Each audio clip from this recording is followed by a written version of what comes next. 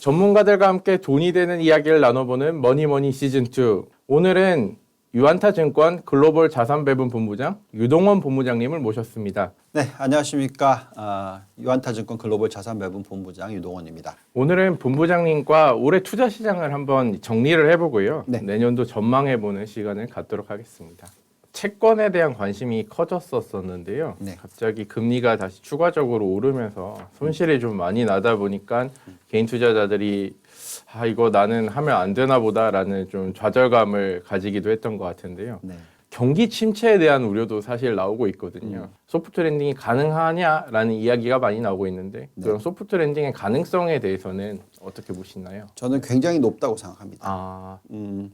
많은 분들이 지금 요즘에 유튜브나 언론을 접하시면 네. 너무나 많은 그 좀 자극성 어그로들이 많아요. 그래서 경기 침체가 막 당장 올 것 같이 느껴지거든요. 네. 근데 그게 사실 한국 환경이 그래서 그래요.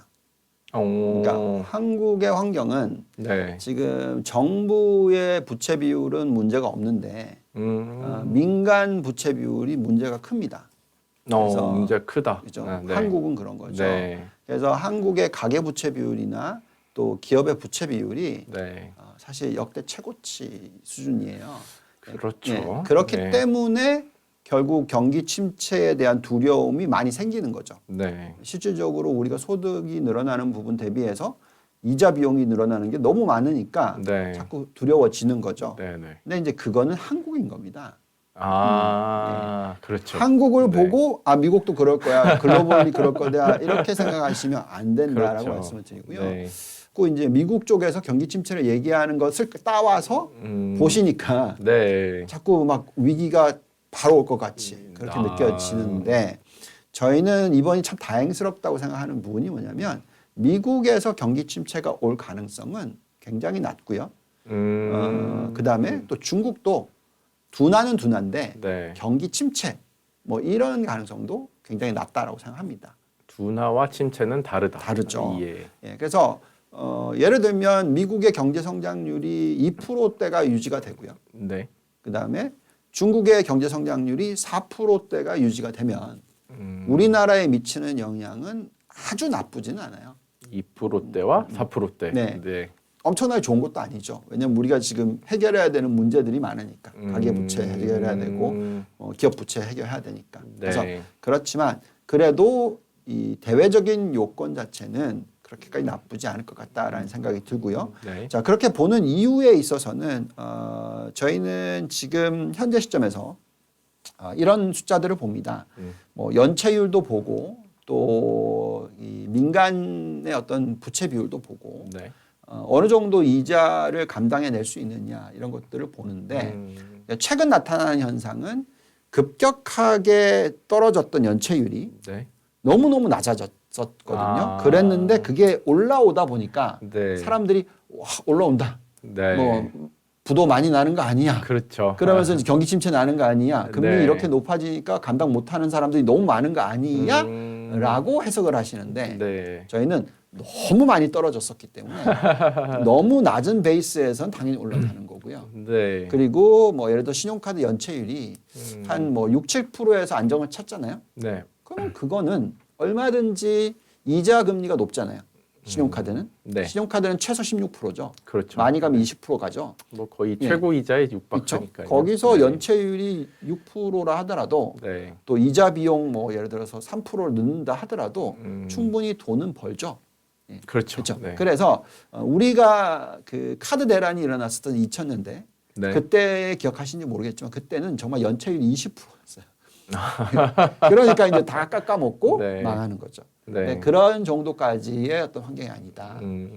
그래서 임금 상승률이 한 4% 정도 나오는 환경, 네. 떨어진다 하더라도 뭐 2.5% 정도는 나오는 환경에 기본적으로 가계부채 비율이 지금 아무리 높게 잡아도 75%가 안 돼요. GDP 대비해서. GDP 대비. 네. 네. 우리나라는 110%? 뭐 이런 네. 너무나 차이가 나죠. 네네. 그래서 이런 환경일 때는 저희가 생각할 때는 미국의 부동산 가격의 폭락이라든지 미국의 가계 2028 부채 문제 때문에 폭탄이 터진다든지 이런 현상이 없습니다. 음. 제가 이런 똑같은 얘기를 한국에 대해서 네. 제가 기억하기에 정확하게 8년 전에 해드렸던 것 같아요. 8년 전. 예, 2014년, 네, 네. 2015년도에 네. 막 언론에서 네. 뭐 가계부채 엄청나게 역대 뭐 최고치다, 폭탄이. 뭐 이러면서 계속 뭐 네. 하일조선 이렇게 얘기했잖아요. 네, 네. 근데 제가 그때 뭐라고 말씀드렸냐면 부동산 가격 폭락 없다. 예, 그 부채 때문에 터질 이유가 전혀 없다. 왜? 그때의 우리나라의 가계부채 비율이 GDP의 74%, 73%였어요. 정말 높게 잡았었을 때 한 77% 정도 나왔었습니다. 그러니까 100%하고 거리가 엄청나게 멀죠. 그러니까 그런 환경에서는 오히려 부동산 가격이 올라가면 올라갔지 떨어지지가 않는다라는 얘기를 해드렸던 거고요. 그래서 지금 미국을 들여다보시면 가계부채 비율이 73%면 네. 아직까지 여유가 많은 거예요. 여전히 부채를 일으켜서 경제 성장을 일으킬 수도 있고요. 네. 그다음에 또 은행권의 예대율이 지금 현재 시점에서 뭐 겨우 70%대 초반입니다. 예, 그래서 결국은 이 충분히 얼마든지 대출을 늘리거나 부채를 일으켜서 경제 성장률까지도 연결될 수 있다라는 얘기죠. 네. 예, 그래서 지금은 뭐 딱 경기 규제가 바로 올 거다라고 예상하시면 그렇죠. 네. 오히려 정말 좋은 어떤 기회를 잃을 수가 있죠. 그래서 저희의 판단은 네. 지금은 소프트 랜딩의 가능성이 너무나 높다. 미 연준도 그걸 보고 있을 거다. 네. 예, 그래서 향후 몇 년간 2% 정도 성장률 시대가 도래할 거다. 어떻게 보면 그게 골디락스일 수도 있고요. 근데 조금 높은 인플레이션에 조금 높은 성장률 이렇게 보실 수도 있고요. 예, 그래서 저희는 뭐 대출 증가율도 다시 이제 회복을 하면서 네. 5% 정도 성장률로 변할 거고 네. 또 명목 GDP 성장률도 5% 정도는 나올 수 있을 거고 여기에 인플레이션을 제외한다 하더라도 네. GDP 성장률이 한 2% 정도로 수렴할 거다.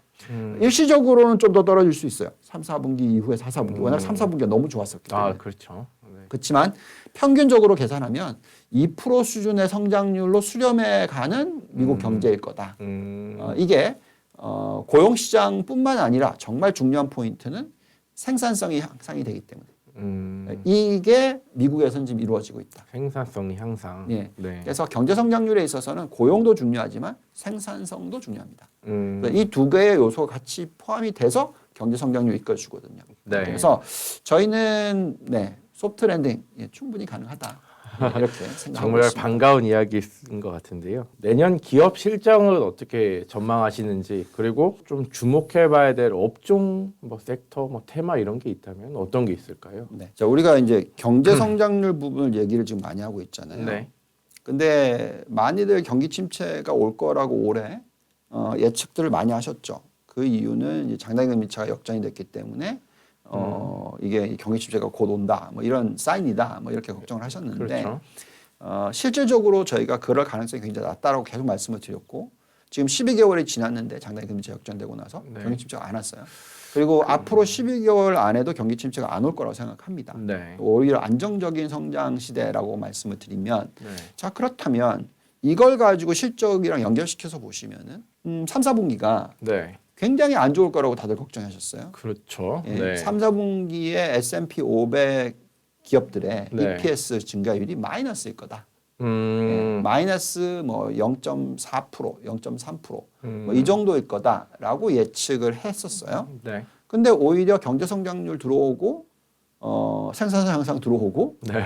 그러면서 지난주 말까지 보면 네. 4.1%가 나오고 있어요. 증가율이. 근데 여기다가 네. 에너지를 빼잖아요. 네. 그러면 이 숫자는 6%가 나오고 있어요. 에너지 섹터를 제외를 하면 워낙 에너지 섹터가 이제 가격이 워낙 높았었기 때문에 그거에 대한 어떤 영향을 미치고 있기 때문에 그러니까 결국은 무슨 얘기냐면 네. 지금 이익 증가율이 실질적으로 나오고 있는 숫자를 보고 있으면 경제 성장률보다 훨씬 높은 이익 증가율이 나오고 있다라는 거죠. 무슨 얘기냐? 네. 그만큼 생산성이 좋아지고 있다. 생산성. 예. 네. 그래서 생산성이 좋아지고 있다라는 거 의미는 뭐냐면 그만큼 기업들의 네. 마진이 예상보다 좋게 나오고 있다는 겁니다. 그래서 매출 증가율이 그렇게 높지 않다 하더라도 네. 마진이 좋아지는 거죠. 그래서 마진이 좋아지면은 이익 증가율이 높은 거죠. 그렇죠. 예, 그래서 그런 변화가 아마 지금 지난 두 분기 나타났고요. 2, 4분기부터 시작해서 3, 4분기가 더 가시화됐고요. 4, 4분기 내년 내내 이런 현상이 계속 이어질 거다라고 저희는 생각합니다. 왜냐하면 비용 부분에 있어서 당연히 그 우리가 흔히 얘기하는 PPI죠. 네. 예, 그래서 생산자 물가 지수가 굉장히 지금 낮아요.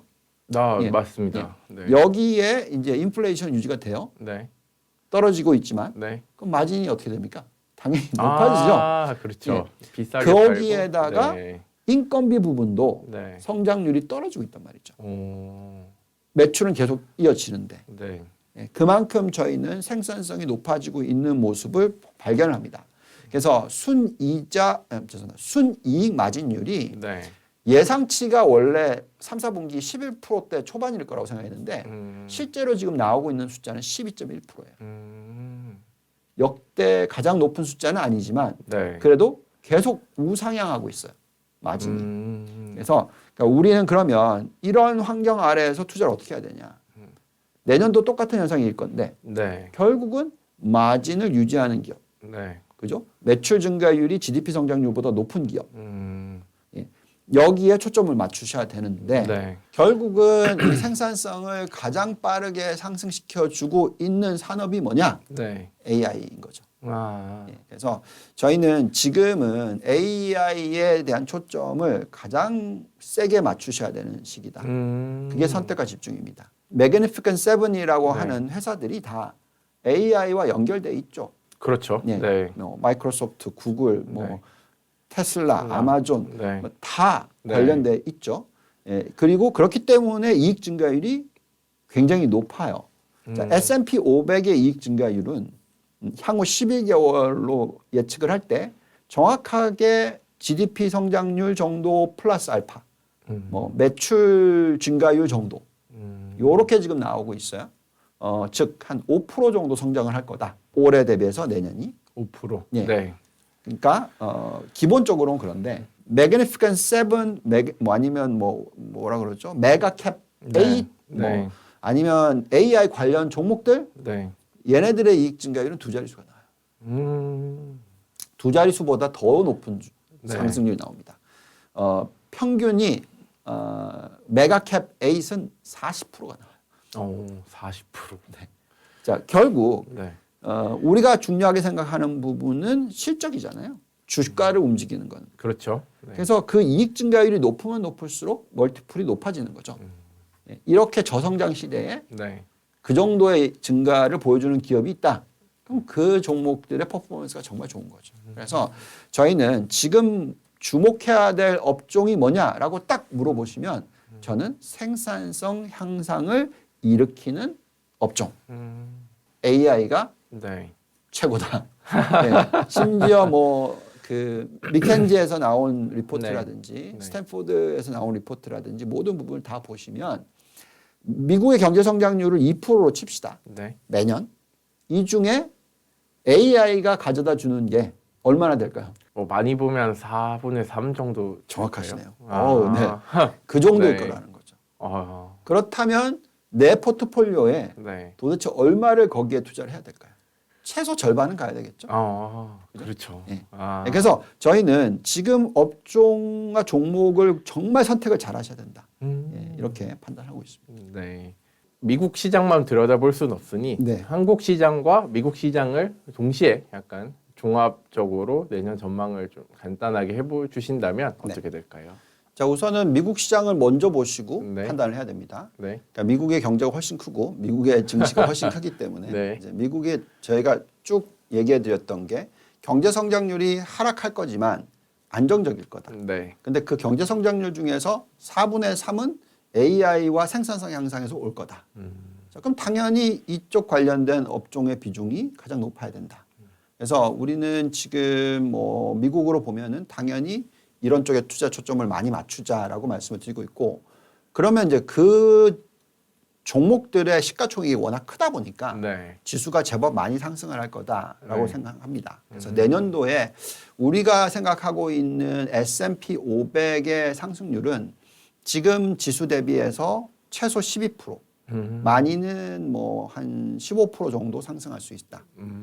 네, 정확하게 올해 연초 대비해서 네. S&P 500이 지금까지 15% 상승했습니다. 오, 꽤 많이 올랐네요. 그래서 그거를 또 리피트를 할 거다. 어. 예, 내년도에 그렇게 저희는 네. 보고 있고요. 근데 이제 중요한 것은 그 나스닥은 네. 올해 연초 대비해서 지금까지 32% 상승했습니다.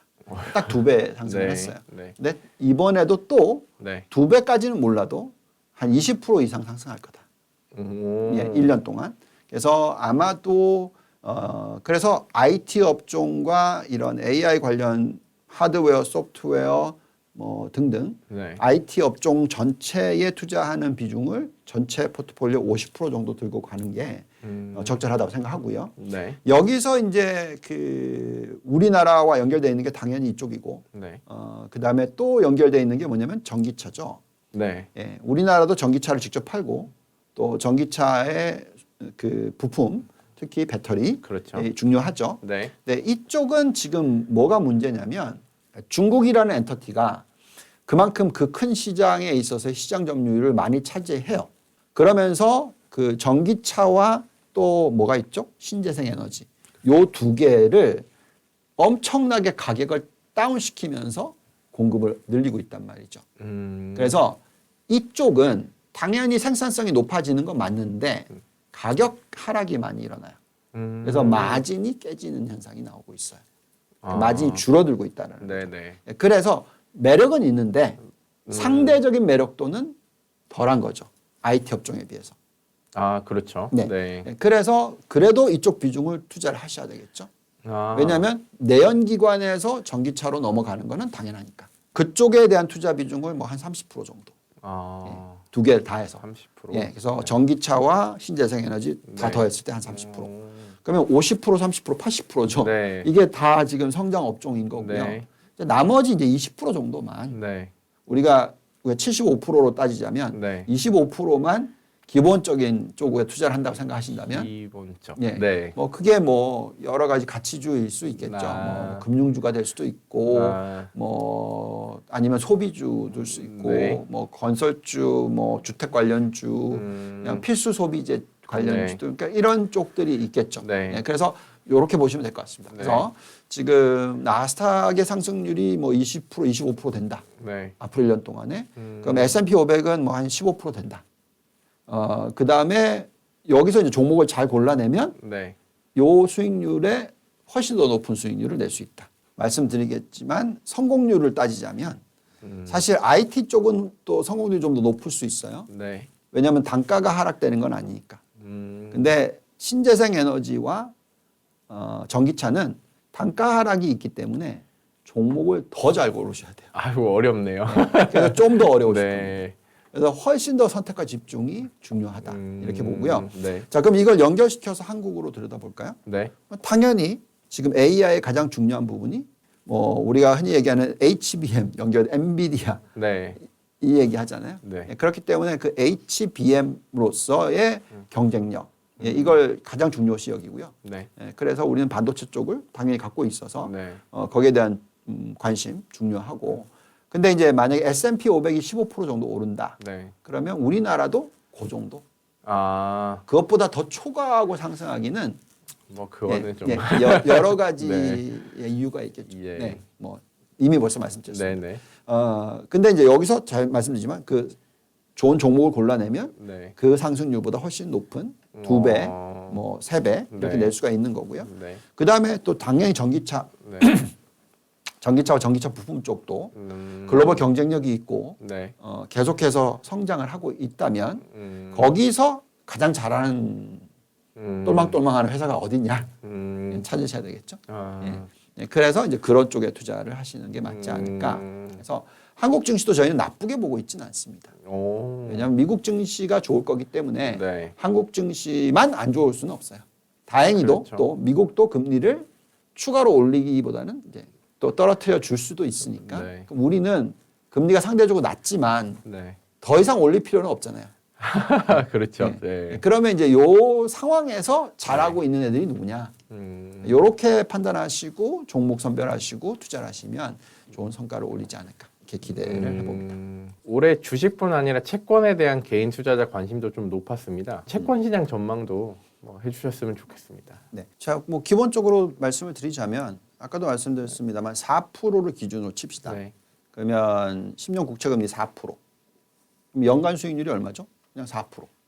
네. 근데 지금 금리가 네. 4.6이니까 네. 그러면 0.6% 정도 떨어질 거잖아요. 네. 그러면 이제 4%보다는 초과 수익률이 나오겠죠. 네. 대충 저희가 계산해 보면은 이제는 앞으로 1년 동안 계산했었을 때 채권, 글로벌 채권 투자에서 올 수 있는 수익률은 7, 8%? 7, 8%. 네, 정도. 예, 그 정도로 저희는 보고 있습니다. 왜냐하면 금리가 조금씩 떨어져 줄 거니까. 근데 이제 그러고 나서는 그냥 안정적인 4, 5% 수익률로 갈 거예요. 그게 재미있는 네, 시장은 아니죠. 아니네요. 네, 네. 그래서 많은 분들께서 채권 금리가 막 급락을 해서 이게 2%까지 떨어진다. 야, 이러면 이제 뭐 네. 예, 수익률이 막 20%씩 나는 거죠. 네, 예, 네. 근데 그렇게 기대하지 마시고 네. 채권도 너무 채권만 투자하시면 안 됩니다. 자산 배분에 있어서 네. 가장 기본적인 룰은 6대 4예요. 6대 4. 60% 주식, 40% 채권입니다. 네. 채권이 더 작아요. 네. 예, 그게 기본적인 자산 기본적인 배분이거든요. 룰. 네. 그래서 저희가 여태까지 올해 연초에는 뭐라고 말씀드렸냐면 채권 20%만 들고 가라. 20%. 예, 네. 많이 들고 가지 마라. 주식이 80%가 중요하다. 잘 골라내는 게 중요하다라고 말씀드렸고요. 지금은 이제 조금 더 채권을 늘려도 된다. 그래서 뭐 한 30%. 30%. 네. 그리고 주식을 70% 가져가야 된다. 근데 또 여기서 종목을 잘 골라내야 된다. 이렇게 얘기하고 있어요. 그래서 채권 투자를 너무 많이 하셨던 사람들께는 네. 제가 드리는 말씀이 내 재산이 100억이다. 네. 그럼 그냥 채권 들고 계세요. 만기까지 가져가면 되니까요. 뭐 4% 네. 수익이 매년 나는데 네. 4%의 이자 떼더라도 3% 나잖아요. 네. 그러면 100억 있으시면 3억 버는 거죠. 뭐 이자 받으면 되니까요. 근데 뭐 세금 떼고 나더라도 네. 3억이면은 충분하죠. 네. 근데 100억 들고 있는 분이 몇 분이나 될까요? 뭐 저 주변에서 본 적이 없습니다. 그래서 드리는 말씀은 네. 지금 채권 비중이 내가 너무 많이 들고 있다면 오. 그건 줄이셔야 된다. 참 그게 이 눈물의 손절을 하는 게 개인 투자자가 쉽지 않은데. 또는 지금 일을 하시는 분들이잖아요. 네. 그럼 계속 돈을 벌어요. 네. 그거를 채권 금리가 떨어질 거니까 거기다가 자꾸 넣지 마시고 네. 이미 채권 너무 많이 들고 계시다는 거예요. 아.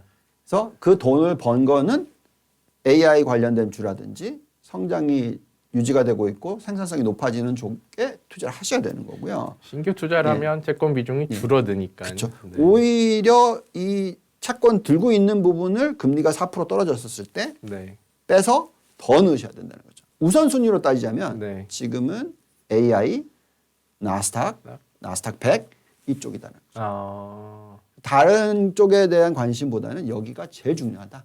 음. 채권 금리 막 떨어질 거 기대하고 네. 뭐 거기에 네. 어떻게 생각하는 거냐면 경기 침체가 네. 당연히 일어날 거다고 생각하시는 거예요. 근데 경기 침체는 네. 10년 주기로 봤었을 때 그렇게 네. 자주 찾아오는 게 아닙니다. 그렇죠. 네. 그래서 거기에 대한 자꾸 베팅을 투자를 네. 투자라고 생각하시면서 투기를 하시면 안 된다는 거죠. 아. 네. 너무 자꾸 경기 침체에만 관심이 쏠려 있으면 수익을 내기가 정말 어렵습니다. 채권 투자는 경기 침체가 오면 대박 나는 거죠. 아, 그렇죠. 금리를 인하할 때니까요. 빠뜨려야 되니까. 네. 채권 수익률이 지난 거의 40년 동안에 네. 엄청난 복리 수익률을 창출해 줬어요. 네. 금리가 계속 떨어졌으니까. 근데 이제 바닥 찍었고 이제 네. 올라가서 평균적으로 가는 시대인 거죠. 네. 예, 그래서 너무 기대를 높이시면 안 된다. 채권에 대해서. 네. 네. 이렇게 새겨 들어볼 만한 조언을 해주신 유동원 본부장님 정말 감사드립니다. 네. 감사합니다. 저는 조선일보 경제부 홍준기 기자였습니다. 다음 시간에 또 찾아뵙겠습니다. 감사합니다.